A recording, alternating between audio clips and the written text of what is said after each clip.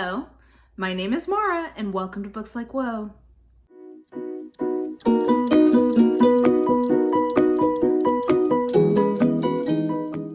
Okay guys, so I have already filmed this video once, and then when I went to look at the footage, I realized because I was wearing my glasses, there was this big glare in it the entire time in the actual footage that I couldn't see on the day when I was filming it.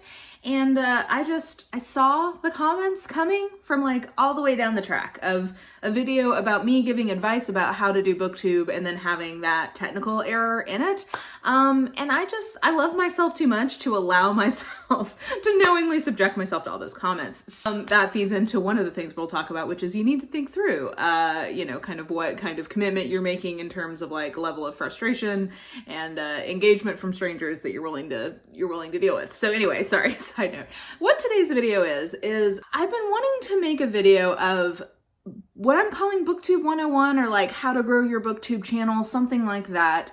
And really trying to give you like, if you and I were sitting down for coffee and you were either thinking about starting a Booktube channel or you had a Booktube channel and wanted to grow, like what advice I would just give you person to person, real talk, books like whoa, uncensored, whatever.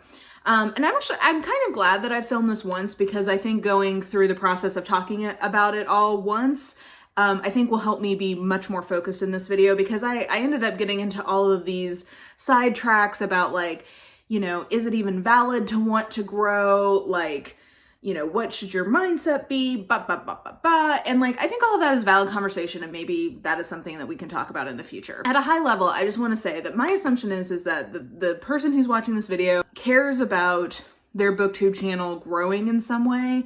And I think it's completely fine if that's not one of your goals. But I basically want to make this with the spirit of like, I know that I started this channel because I wanted to connect with people. If I didn't care about anybody seeing my videos, I wouldn't put them on the internet, right? Like this is part of the deal of if you have a channel, there's at least some part of you that wants people to watch them. And this is my advice if that is a conscious thing in your mind and that's something that you're trying to do your best to make happen. So basically this is my thought about like some thoughts about like should you make a Booktube channel and some things to keep in mind, and B, like if you're trying to grow your channel, what can you do for the things that are in your control? There are so many things that are not in our control in terms of growing on YouTube. Luck is a part of it. Algorithm is definitely a thing, which we'll talk about. There are definitely ways that you can try to maximize your chances of like appeasing the YouTube overlords. So we'll talk about that. And then also like there's some systemic things in terms of like thumbnails that work well on Booktube tend to include the person in the thumbnail, and systemic racism, systemic whatever. Like there are like real forces that you personally have no control over of like people being more or less likely to click on a video because of something like your race. And that is like a real discussion and one that I think is an active one on Booktube that I think we should continue to have. But leaving those things to the side for now, because like those are good discussions, but things that we cannot control on an individual level, like those are things that will require like wholesale change. Things that you personally can do to try to maximize growth on YouTube, or like just at least let's call it maybe like Booktube hygiene of like, here are the I's you need to dot, T's you need to cross, brushing your teeth. This is like basic ways to try to do what you can to grow your channel. So with that being said, that's the kind of premise of this video. If that's not of interest to you, this will not help you. But these are just, again, kind of like if we were sitting down and having coffee and I was like giving you a real talk on what I think you can do that is in your control to try to grow. Here are my thoughts. Okay, so let's start with should you start a channel, and if you're going to start a channel, some things to keep in mind. Should you start a channel? I think that you need to think about what your goals are before you start your channel, because I think that will help you make good decisions about how much time you want to invest, how much of your resources or energies you want to put into this, and manage your expectations in terms of where there's opportunities to grow on Booktube, where it's going to be harder to grow, things like that. So I think a good place for people to start with, like if you're thinking about starting a Booktube channel, think about what your goals are. And I think a good goal would be to make online bookish community, to engage in the conversation that's happening on Booktube, and to grow over time. I think that's a very reasonable place to start out. I think if you are expecting to have 1,000 subscribers by the end of your first month, you are setting yourself up for disappointment, because it is very hard. Getting your first subscriber is very hard, and then getting, your first 10, your first, even just getting to that first 100 is extremely difficult, and then even getting to that 1,000 can be very difficult. There are more Booktube channels now than there were when I started, so it was hard to do that when I started. I imagine it is even harder at this point to grow your channel, just by virtue of the fact that there are many more people on here. So in terms of managing expectations, I think focus on making content that you like, understanding how the platform works, understanding how your tools that you need to make your video work, and making some connections in terms of other people who have just started, and we will talk more about that. I think that is a reasonable place to start. So that would be what I would recommend in terms of thinking about goals. The other thing when you start your channel that you need to think about is how, thinking through that it's not just the video itself, that's what you're committing to be a part of. So it takes time to come up with ideas. So do you have ideas about the kinds of videos you want to do? It takes time to film them. Some people script, I don't do that. If you can't tell, if you are shocked right now, I don't script my videos. I often will, make a couple of notes to remind myself of things I want to talk about, but I just go off the cuff. But it takes time to film them and script them or whatever you're going to do. It takes time to edit them. It takes time to upload them. Whew. And that's my personal pet peeve. It doesn't seem to matter what kind of internet speed I get or modem router situation. I just cannot get that to go faster, and I would really appreciate it if I could. But it takes time to upload them. Then you need to think about the time that it takes to do some metadata stuff and descriptions, and we will talk more about that, because that is a key part of algorithm YouTube hygiene, is all that stuff. Creating a thumbnail, then whatever level of promotion you want to do for that post, responding to comments.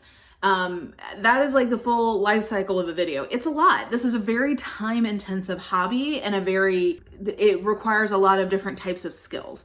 So I think it's healthy for you to think through, am I interested in all of that? If I am looking to have a YouTube channel that at some point is going to grow a little bit, am I interested in all of those things?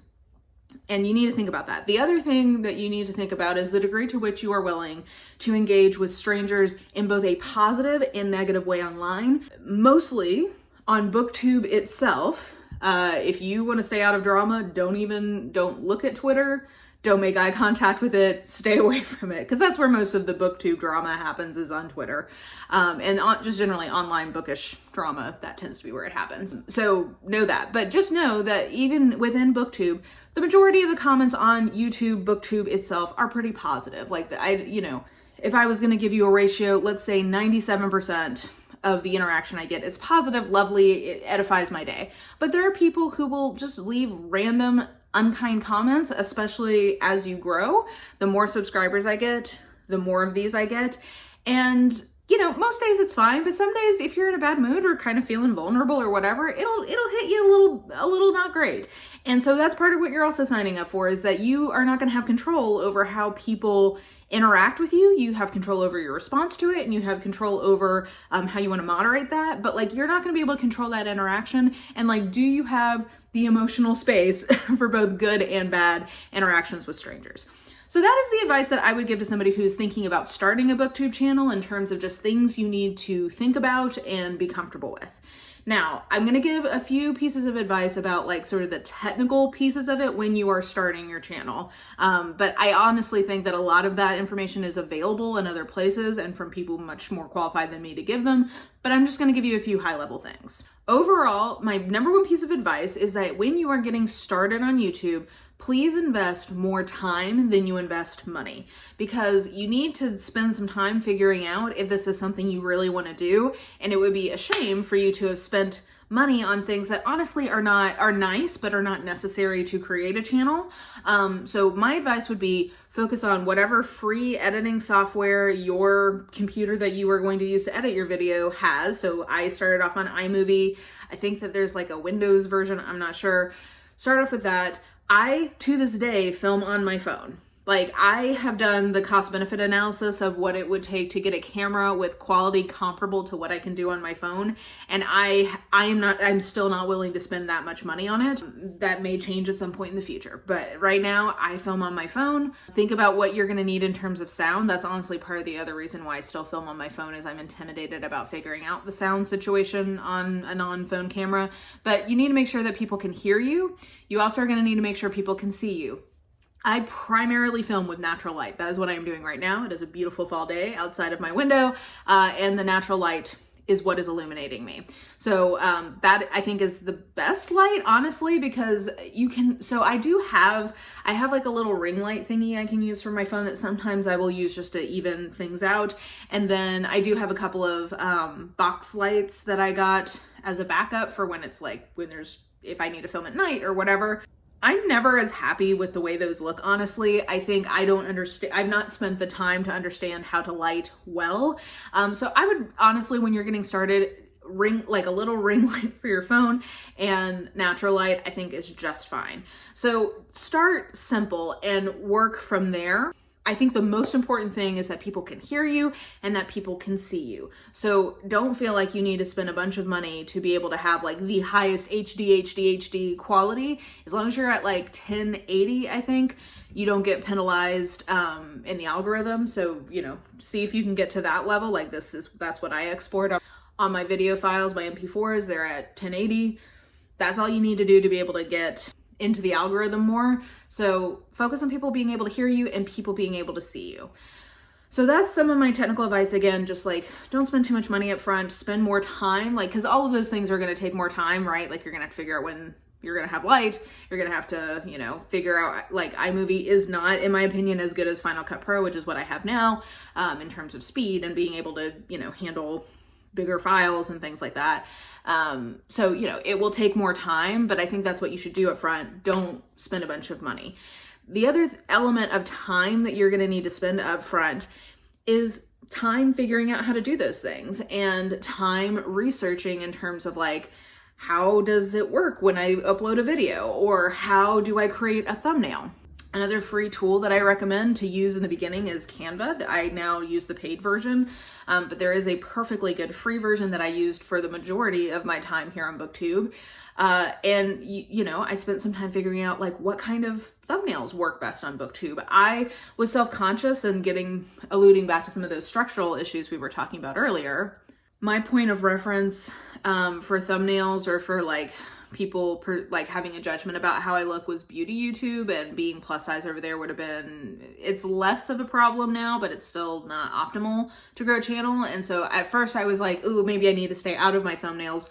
No, even if you have something like me that you're self-conscious about in terms of being overweight, or if you know that there are structural, racism things, and you are a person of color and you're hesitant about putting yourself in a thumbnail, I will tell you, I think on Booktube you need to be in your thumbnail, and you need to have books in evidence of some kind. Again, this gets into some structural things, but do you have to have a ton of books like I do? Of course you do not have to have that. I do think that if you're using like library books or whatever, it will behoove you if you show the books in your thumbnail, because people are simple creatures and they see person and they see books and they think this is a video about books, and that is really what you're trying to communicate in your thumbnails. You also want to have a clear title, and you want to think about, and now I'm getting into like deeper advice than I want to give, because I'll finish this thought, but basically in general, these are the kinds of things you need to Google or you need to YouTube, people who are talking in detail about how like you need to do some of these things. But I'll just finish the thought and say that it is helpful if you have a title in your thumbnail that is similar but a little bit different than the actual title that you give the video, because the algorithm is looking at both of those things to figure out what your video is about. So you need to spend some time looking those things up. So that is the recommendations I would give to anyone looking to start a channel. And that's a lot. Like, I just want to pause here and say that's a lot. I said it before, YouTube is a very time-intensive hobby, and you just have to figure out, what works for you.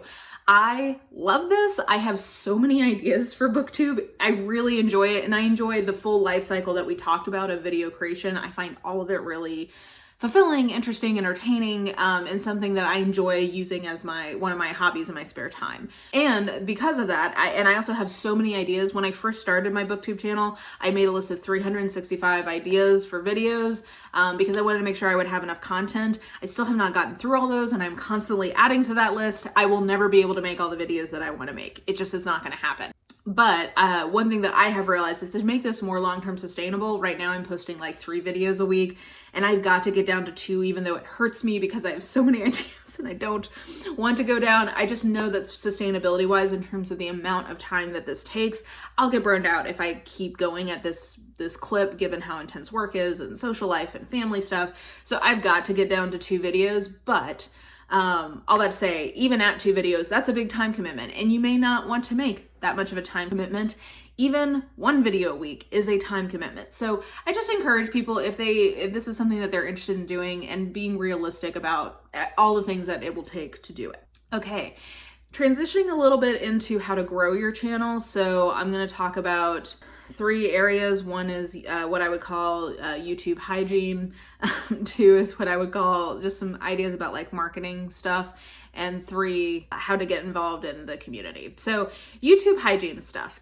What I mean by this is these are things that, like, so much of growing on YouTube has to do with luck, timing. I will say, well, we'll talk about that when we get to marketing. But some of the things that you have control over are things like, do you have a title that matches what your video is about and is interesting?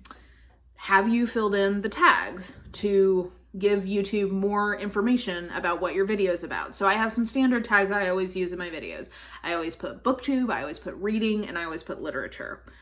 And then I will put, the titles of the books that I mention in there, or I will often put questions that people might be Googling or YouTubing. So like, where to start with Agatha Christie. Like, those are things that you can put in the description to give YouTube more information about what your video is about. And then, for the love of God, please fill in your description boxes. So this is something, it's really interesting because on beauty YouTube, there is such, like, if you do not have your products listed in the description box, like, you will be savaged until you fix that in the comments. There's much less a culture of doing that for Booktube. And I will tell you, I think putting your books in the description box and then, any channels that you specifically shout out, it's just good hygiene. Like, it gives YouTube even more, it's another opportunity to give YouTube more information about what your video is about. But also it's a courtesy to your watchers so that they can have a list of what you refer to. Sometimes I get too busy and it goes up and I forget to put it in, but like 9 times out of 10, I try my very best to do that. So that's another opportunity to tell YouTube what your video is about. I was talking earlier about thumbnails. If you want to grow your channel, it is very well worth it to make effective thumbnails. That's something that I actually want to grow in 2020 because I think my thumbnails are fine now. Like, I think that I've gotten to a place where they're clear what they are and they seem to be doing okay. But I don't know a lot of tricks about how to make them more dynamic, so I'm thinking about doing that. But my suggestion would be to keep them simple, keep them clean, keep them in font that people can read easily when they are scrolling through. So those are some hygiene things. Respond to comments, especially, like, I will tell you that this is even scary to say out loud, I am closely approaching 10,000 subscribers. The more subscribers I have, the harder it is to keep up on my comments. And now I've gotten to the point where basically I pick 2 or 3 days a week and I go through and answer all the comments at the same time. But especially when you were first starting and if you were trying to grow your channel, respond to comments. There's a manageable number of them and it helps you grow community. It helps you engage with people. And it shows YouTube that there's, interaction happening on your channel, which the algorithm likes. We will revisit the comment thing when we come back to how to build community. And then figure out scheduling wise, based on what your audience's preferences are, when it's the best times are to post. And I think that this takes some experimentation. I have pretty much come to the conclusion that my audience tends to like my weekday videos later in the day, so like in the evening, and then in the morning on the weekends. Just, you need to figure out scheduling wise what works best, and then you're not gonna like this advice because everybody gives it, but I am telling you, if you want to grow your channel and you are not doing this, you need to, or you need to stop complaining about not growing, which is a little harsh, but honestly a fact. Consistency.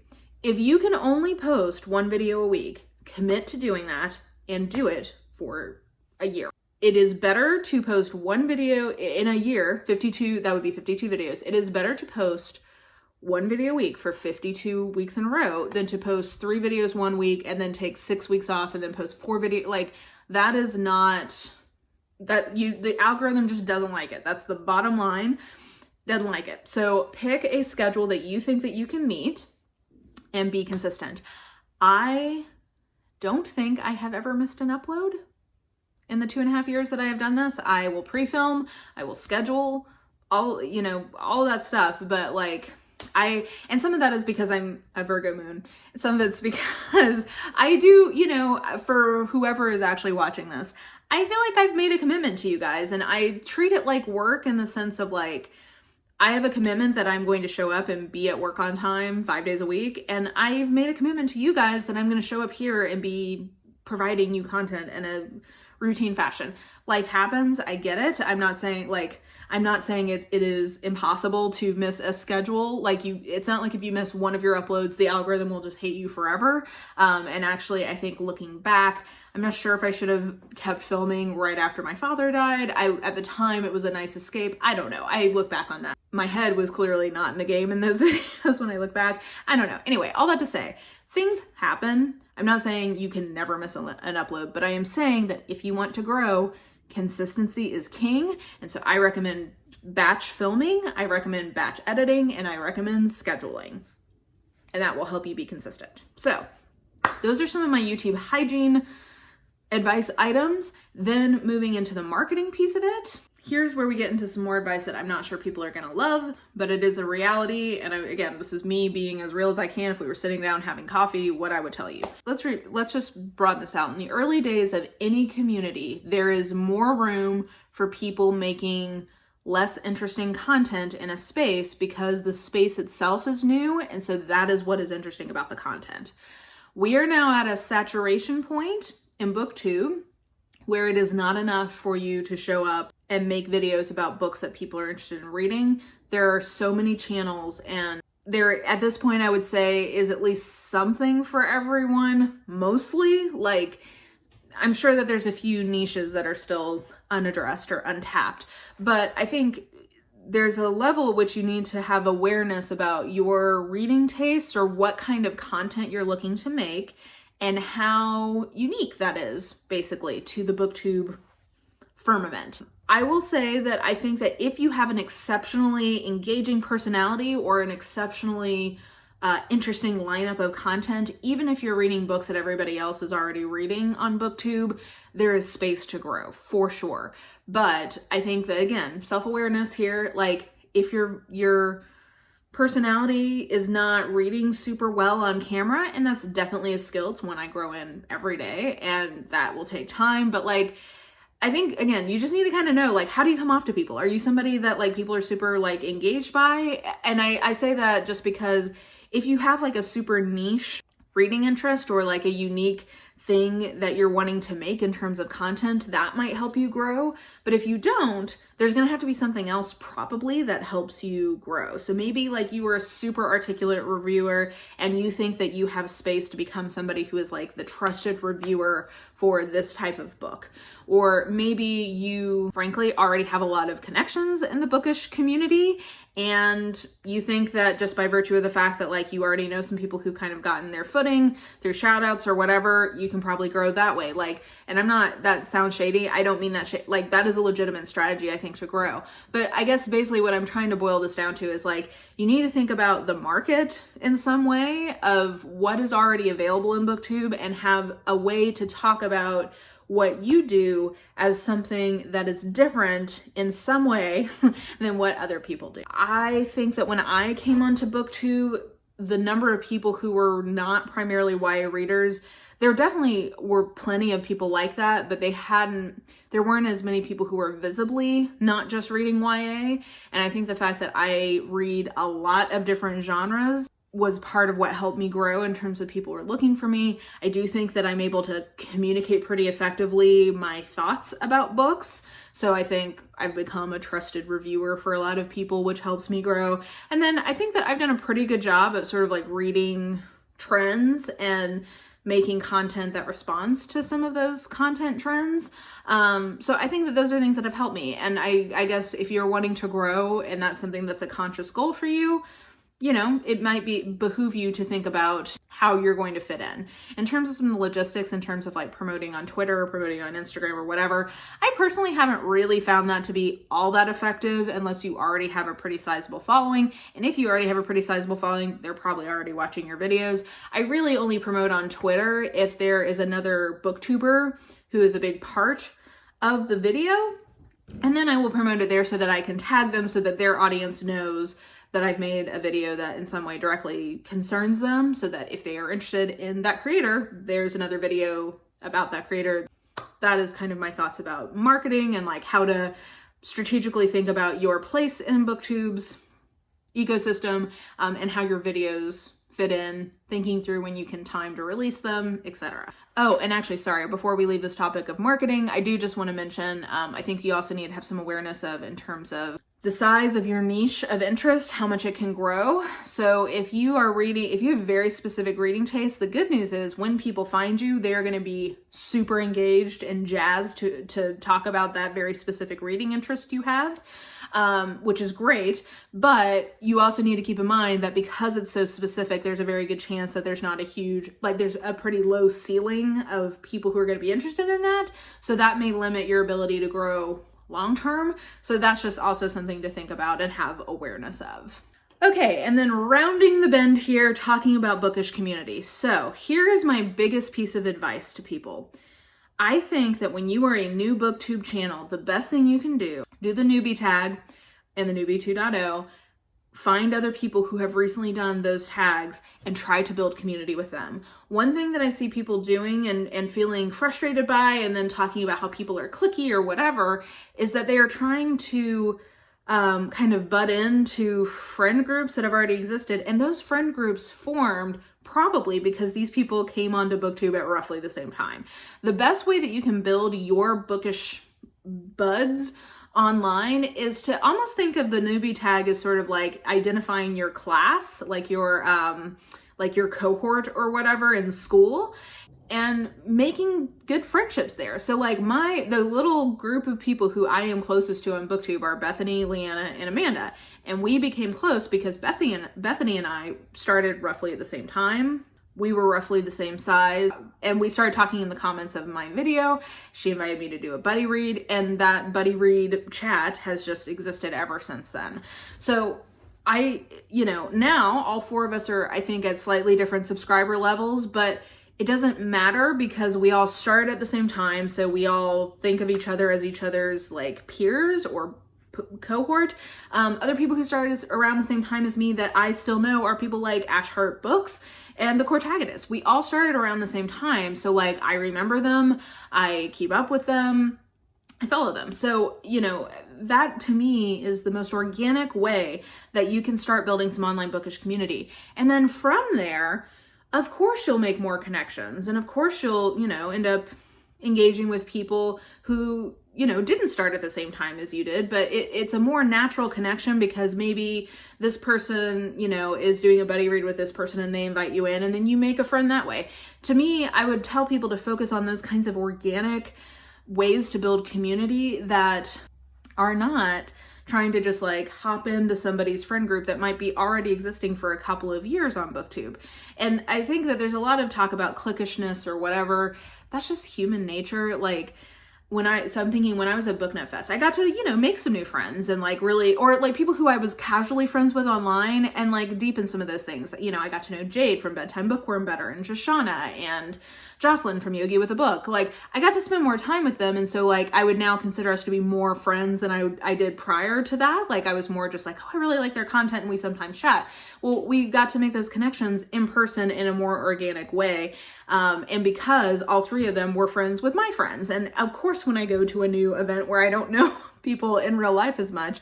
It's just human nature. You're going to want to cling to people who are familiar or who you have some existing connection with. So I guess I would just tell people, I do think that there are times when there is cliquishness. Do not get me wrong. I'm not saying that's never a thing, but I think when you are trying to build your bookish community and grow, you know, because you shout each other out, you do buddy reads, and that is a part of how you grow, is making those connections and getting mentioned in other people's videos, etc.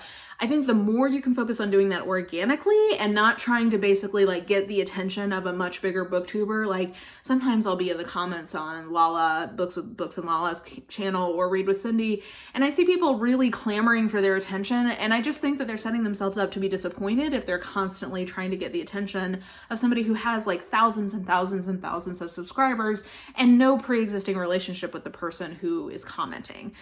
So I think I totally get why people want to build bookish community. Hello, that's why I got online. And I think that that is one of the best parts about being on Booktube, is growing that. And I would just really encourage people to focus on organic ways that they can do that. That will also be much more meaningful, because that other person who maybe has 100 or 200 subscribers, like they really are wanting to connect with people. So like you have found, like if you guys have similar reading tastes and like you dig their videos, you have found somebody who is like waiting to be your friend. So like lean into that, and the two of you will grow your friendship and grow your channels over time. And that is my suggestion there.